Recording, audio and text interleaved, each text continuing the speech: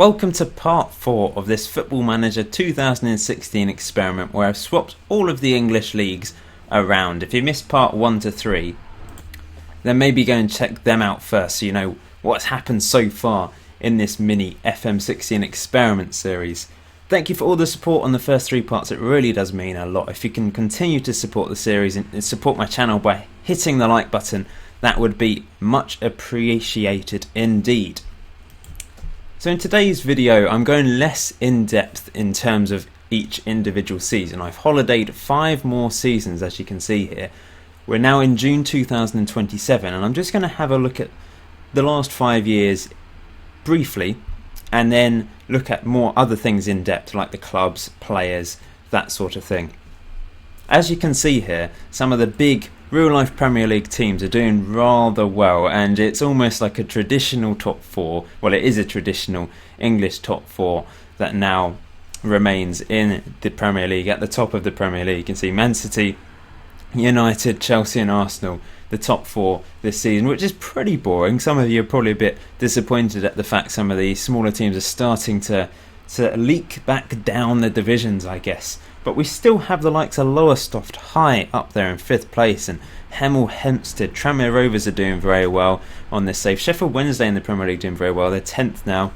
Gosport still up there, which is great to see. Ebbsfleet, Leeds United have made it to the top flight. But Harrogate, the original winner of the first 2 Premier League division titles on this experiment, have now dropped into the relegation zone with Margate and Wycombe Wanderers, and have been relegated to the Championship, unfortunately. As you can see here though, Man City are that's the first title they've won of the series. Chelsea managed to win it quite a few seasons in a row. 1, 2, 3, 4, 5, 6 seasons in a row. Man City were second the last 4 times.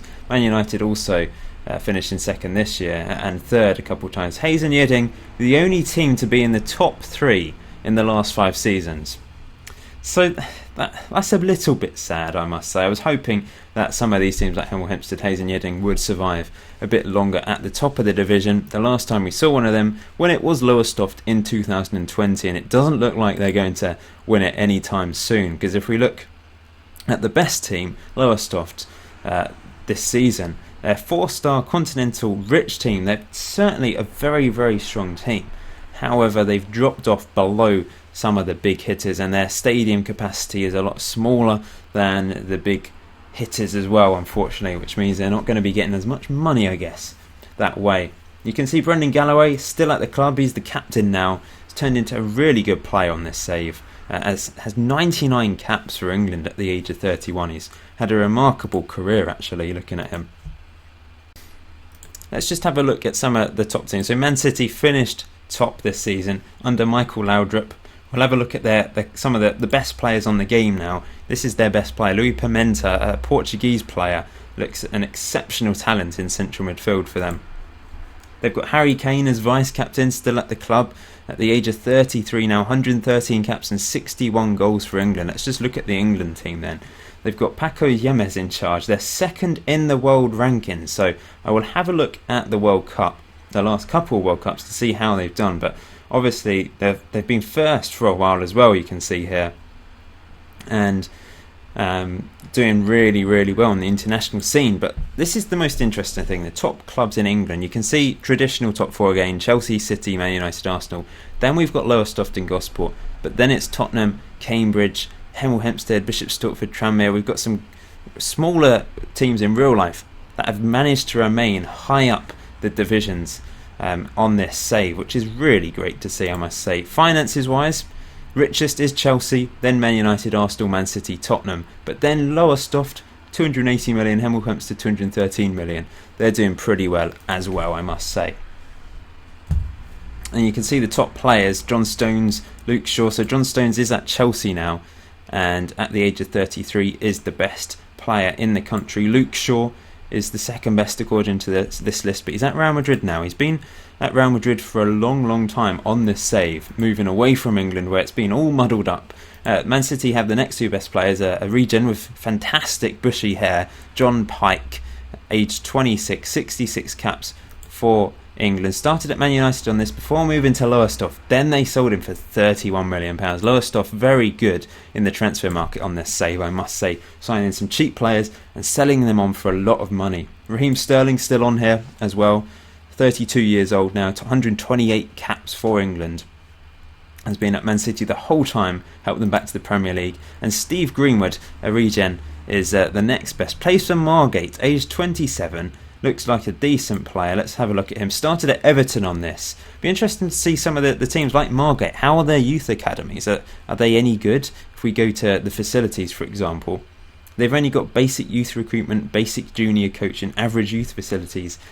That's their problem. They really should have spent this Premier League money on improving their youth facilities, because I'm guessing they're not producing players that are particularly good. It would be much better for them to just try and spend a lot of money on the youth system early on to develop their own players. That's my opinion anyway. I don't know if any of them have been sensible enough to do that. Perhaps Lowestoft. Lowestoft have been very good at spending money on young players, but I don't know whether they've actually produced their own players. Let's have a look at the Lowestoft facilities. Average youth recruitment, adult junior coaching, but excellent youth facilities. So they've obviously got the facilities and training facilities there to help develop players.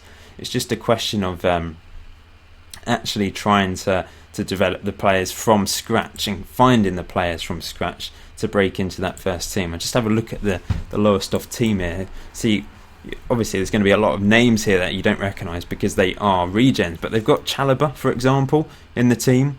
Has 70 caps for England on this. He's a talented player on this game. You can see the list of players here. There's a real mix of teams in there. We've still got a Bishop Stortford player, Izzy Brown, must have left Chelsea he's been around a lot, in fact, looking at him.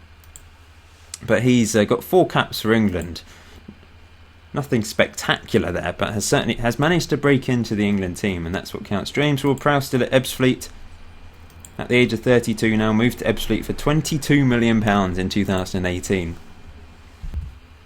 The top 3 goalkeepers now all play for untraditional Premier League teams. Maidenhead, Hemel Hempstead, Harrogate. Jack Butland playing for Hemel Hempstead has 62 caps for England now. Sam Johnstone, ex-Man United player, left them, has been on loan to a variety of teams before moving to Middlesbrough in the Vanarama North, and then up to the Premier League where Harrogate signed him for £3.9 million. Good to see Harrogate back in the Premier League. Did they survive this year?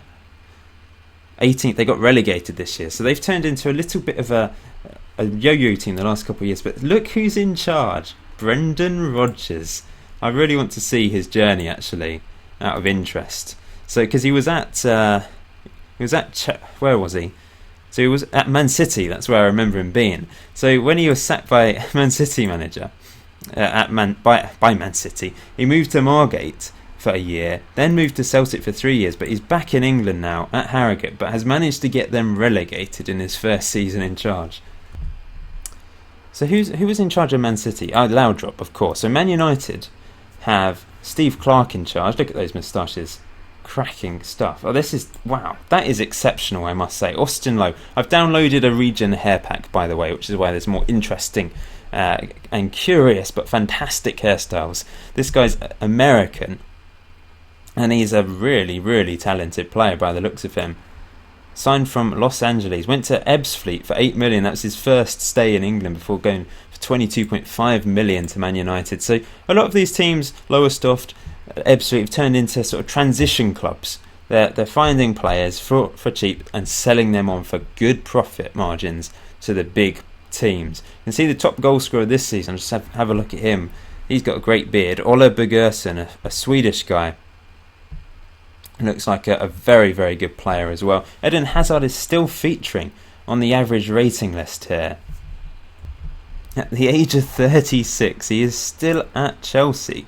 He's been there the entire time and travelled with them up the divisions and got them back to the top flight. But wow, that is quite remarkable, I must say. Because at the age of 36, he's got the highest average rating and the most man of the matches in one season. That is amazing. So let's look at the transfers. to see the biggest transfers. You can see PSG signing a Man United player was the biggest, but Man City next three biggest, Chelsea and then Man City again. Tranmere Rovers is probably the most interesting, biggest signing of this lot. They're signing 7.75 million. They're not spending a huge amount of money now, but I suppose they're spending sensible amounts of money on players that they can then sell on for more money. I just really want one of these teams to break the monopoly again at the top, because these teams are back at the top of the table. Chelsea now still have Mourinho in charge. Wow. And Arsenal currently have Nigel Pearson in charge still. Aaron Ramsey is the captain. They've got De Bruyne as well.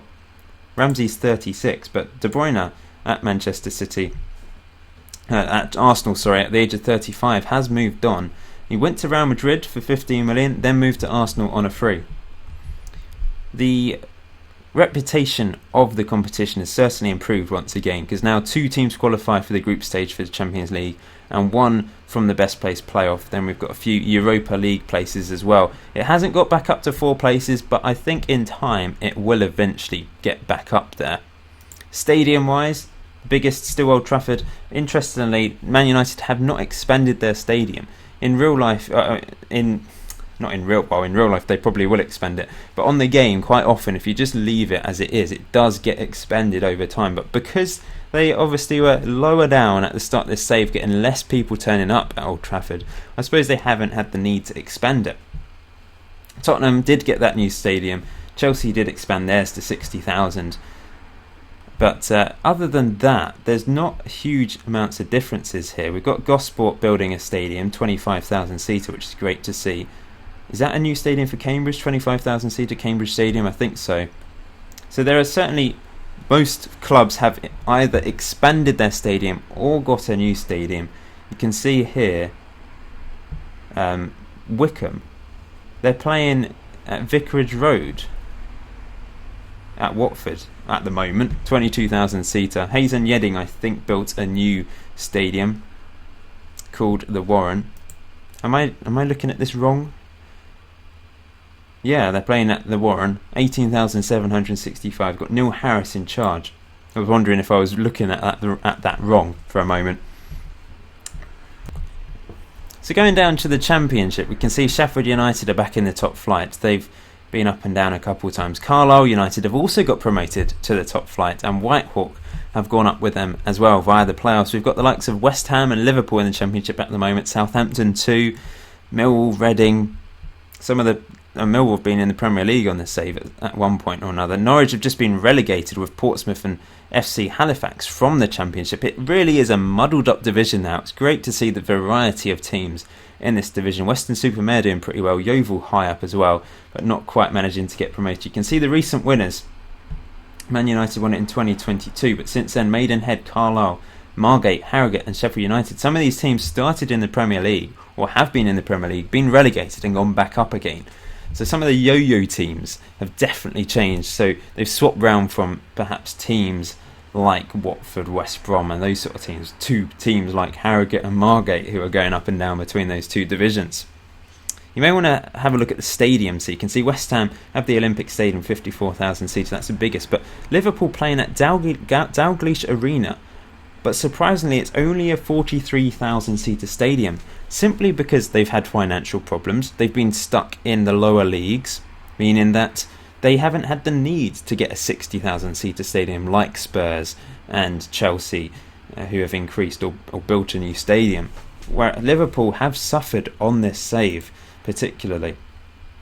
If we look at them, they haven't actually managed to make it to the Premier League yet. They finally made it into the Championship in 2024, winning League One, but they've been stuck in mid-table of the Championship the last 3 years now. You can see Gary Caldwell's in charge. They're a 2.5-star national reputation team with secure finances, but they really have suffered. They only moved into the Dalglish Arena last year. Will they be able to get to the Premier League? I think they will at some point. Surely they will get up there at some point, but I suppose time will tell. Just noticed Jamie Vardy was just sacked as manager of St Albans, was it? I think. Let's have a look at him. So he's been manager of quite a few different teams actually. Leicester. Oh, he's a player. No, sorry, I'm looking at a player here. He was a player at Leicester, then moved to Sao Paulo, Weston-super-Mare, and he's been manager of 3 different teams now: Curzon, Ashton, St Albans and Concord Rangers. That's brilliant. Okay, let's move down to League One then and see what's been going on in the last 5 seasons. This season, Eastbourne Borough, Huddersfield and Sunderland were promoted from League One. Crawley, Braintree, Corby and Havant Waterloo relegated. You can see the recent winners here. Forgot to look at this for the Championship actually, so you can see there. You can pause the video if you want to have a look. But let's go down. League One, so you can see the last 5 winners: Forest Green, Liverpool, West Ham, North Ferriby, Eastbourne Borough. You can see runners up and the playoff winners as well, the teams that have been promoted. Sunderland have actually made it up this year, back to the Championship. They have struggled on this, I must admit. They've not really been particularly good, but they finally made it up into the Championship. Any other teams stuck in this division that you wouldn't expect to be there? There's no Premier League. Ipswich are the only Championship team, real life Championship team here, I think. No, Crystal Palace. How did I overlook them? Crystal Palace stuck in 15th place in this division. I don't know how they've been doing. They've been promoted. They were promoted 3 seasons in a row. They were really struggling on this save actually, but under Chris Smalling, they've managed to get promoted to League One. They did finish mid-table this year, but definitely improved after being stuck in the Conference South for many years on this save. Wow, Chris Smalling in charge of Crystal Palace. Let's see what he's been doing. He's only 37 and this is his first year in management. In fact, he's only moved here in March actually, so it wasn't him that managed to get them promoted to League One. Interesting, very interesting. Okay, let's go down to League 2 then, which was won by Brentford, 112 points. Hull City second and Watford finally going up to League 1. Another Premier League team struggling on this. Stalybridge won the playoffs, doing well. I think they started either in the Premier League or the Championship.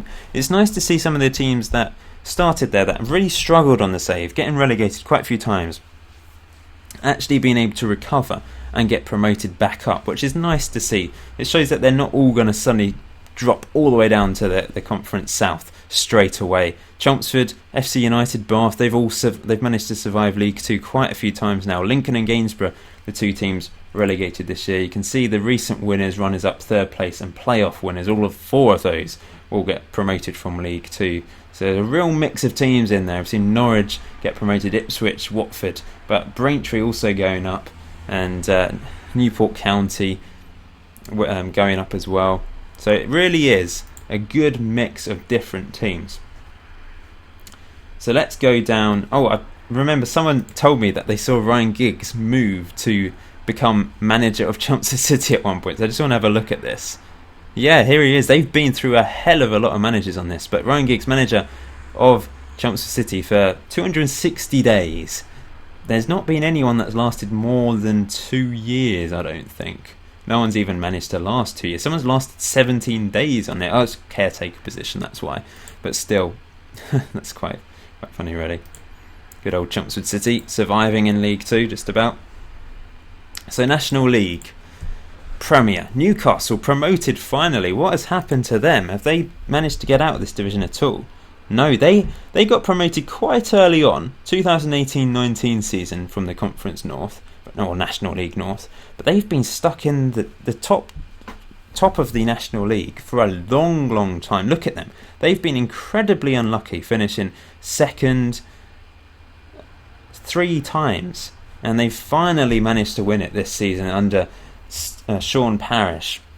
So they've been pretty unlucky, I must say. Brighton were the team that managed to get promoted via the playoffs. Aston Villa are another team that have been a bit unlucky and not managed to get promoted. You can see here they finished 3rd a couple times and pretty much been towards the top of the table most of the time. Look at this hairstyle. Richard Clyde with a what is that? It's like a shark unicorn haircut. It's blonde though, very blonde yellow. Most of the haircuts on this face pack thing are very good though, I must say. Relegated from the National League, MK Dons, Rotherham, Swindon and Barnsley. Okay, let's go down to the National League North then. You can see lots of Premier League and Championship teams still stuck in the National League. Wigan promoted from the National League North alongside Crewe, who won the playoffs. Blackburn Rovers, Workington and West Brom relegated from the Conference North. They've gone into obscurity. They have been relegated. Is that the first real-life Premier League team we've seen relegated from the Conference North or National League North, whatever you want to call it? That is a real shock. They've got a one-star local reputation, secure finances. They have been awful. They haven't managed to get out the National League on this. They got relegated 4 years ago, and now they've been relegated again. That is a real shock. Blackburn as well, though. That is a huge shock as well. Blackburn going down. I think we've seen them relegated before on this, and they've made it back up. No, we haven't. So they made it up to the National League as well. Almost got promoted. Then they were relegated 2 years ago, and now they've got relegated again. That is a shock as well. Wow. I mean, finishing below the likes of Barrow, Chester, Southport, some of these teams that would, in real life, they would finish below Blackburn and West Brom, but they've just really struggled, and they have gone down. Wow, Stoke still in this division as well, by the way, finishing 4th. So the National League South was won by Southend United with 102 points. Birmingham going up via the playoffs. 3 teams went into administration. Farnborough, who were relegated, Chippenham, who survived, and Dover, who only just survived. But Farnborough really suffered. 10-point deduction meant they finished with 6 points. Billericay and Merthyr Tydfil, Merthyr Town going down from the Vanarama National League South. Any real-life Premier League teams in here? I don't think so. Birmingham Championship side are the highest ranked real-life team in this division now, I think. Bristol City also stuck in there because Birmingham have gone up, so I guess Bristol City are actually the highest ranked one. Yeah, it's teams that you'd probably expect to be in this division. A lot of them have been relegated back down. Eastleigh, for example, Basingstoke are back down here, despite the fact they both started in the top 2 divisions of this, I think. So it's a bit disappointing for them. Let's go down to the FA Cup then and look at the cup wins. Lowestoft won the FA Cup and Gosport won it last year. That is brilliant. That's what I wanted to see. Gosport beat Man City last year. Lowestoft beat Man City this year. Hemel Hempstead and Tranmere Rovers have also lost finals in the last 5 years, but I really wanted to see these teams being able to compete and defeat the likes of Man City and Chelsea, and they have managed to do it. They are able to do it in a one-off game in the FA Cup. Over a league season, though, they are unable to finish above those teams. I suppose we'll see in part 5 if that is the case. I will do another 5 seasons in part 5, and then part 6 I'll probably do 10 years, and that will be the end. So it'll be interesting to see how things have changed in the next 20 years or so of football around the world, but particularly in England. Spurs won this year's FA Cup, League Cup, but we've seen Ebbsfleet and Gosport win it in recent years, 5 and 4 seasons ago. Hemel Hempstead also got to the final 3 seasons ago, which is good to see. Going down to the Community Shield then. Gosport won it this year. Chelsea won it 5 years in a row though previous to that. Gosport finally defeated Chelsea on penalties. Johnston's Paint Trophy, Eastbourne Borough won it this year against Solihull Moors. You can see the recent winners. Bit of a mix, but mainly real-life lower league teams winning it. Sunderland lost the final against Luton 3 seasons ago. And North Ferriby have also won it in the last couple of years. And the FA Trophy then, won by Aston Villa this year against Nottingham Forest, because those are 2 teams still stuck in non-league football on this save. We've seen so last 5 years, Coventry beat QPR, Newcastle beat Middlesbrough, Brentford beat Forest, Cardiff beat Watford, and Villa beat Forest. Mainly real-life football. Well, in fact, all of them are real-life football league teams to feature in this. In fact, we've not seen a single real-life non-league team in the final of the FA Trophy in this save so far, despite the fact some of them have now been relegated down to this level. And I think that's it. We're going to have a look at the Champions League and the Euro Cup now. So you can see Chelsea have been successful. They've been really good on this save. Their reputation wasn't affected. They've flown up the divisions. They've won the Champions League twice in the last 5 years. Done really, really well. And the Euro Cup they've also won as well, actually, looking at this. Benfica, Sporting, AC Milan, Chelsea and Dynamo Kiev, the most recent winners. Man United have also got to a final. So World Cup wise, Argentina and Holland have won the last two. England must have gone quite far though, considering they're quite high up in the world rankings. We obviously saw Japan win the first World Cup of this save, which was crazy stuff. I don't know how that happened. England finished third in the 2026 World Cup. Raheem Sterling with the 2 goals to help them finish third. You can see the England team here: Butland, Chambers, Stones, Dyer, Shaw, John Piker, Regen, Dele Alli, Ward-Prowse, Steve Greenwood of Regen, and Oxlade-Chamberlain, Raheem Sterling. So predictable names that you'd expect to be in the England team in 10 years' time, mixed with a few regens as well. These are the recent winners of the Euros. France won it in 2016, and Italy have won it the last couple of times. Nothing outlandish there. Czech Republic got to the final last time, 3 years ago. These are the recent World Players of the Year. No English teams featuring, unfortunately. I don't think anything, in fact. No English teams featuring whatsoever. Maybe World Team of the Year, though. In the recent one, we may have seen an English team.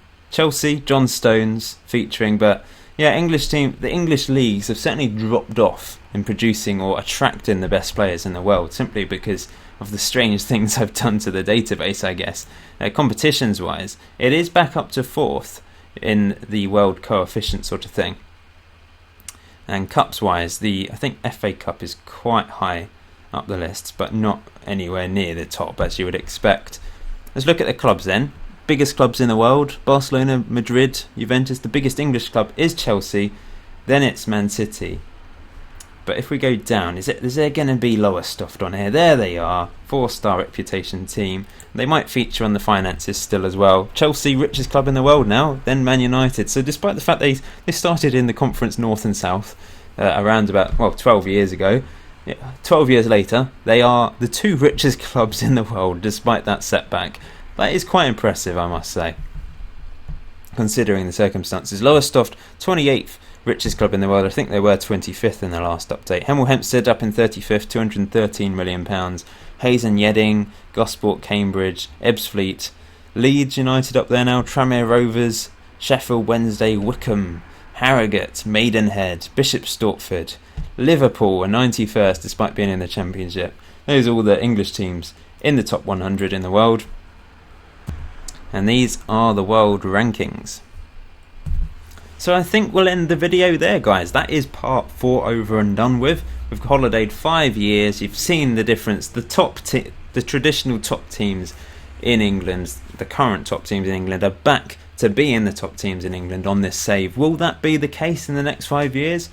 Let's see what happens. I will do part 5 will be similar to this. I'll go 5 years into the future. We'll have a look at the same sort of things. See if the teams like Harrogate, Hemel Hempstead, Lowestoft have managed to stay in the Premier League. And then I'll do another part after that. Part 6 will probably be the last part where I go 10 years. Or it'll be 15 years from now. And we'll see the real impact over time on some of the real-life Premier League teams. Will teams like Stoke get stuck in the depths of English football? Will West Brom be able to recover?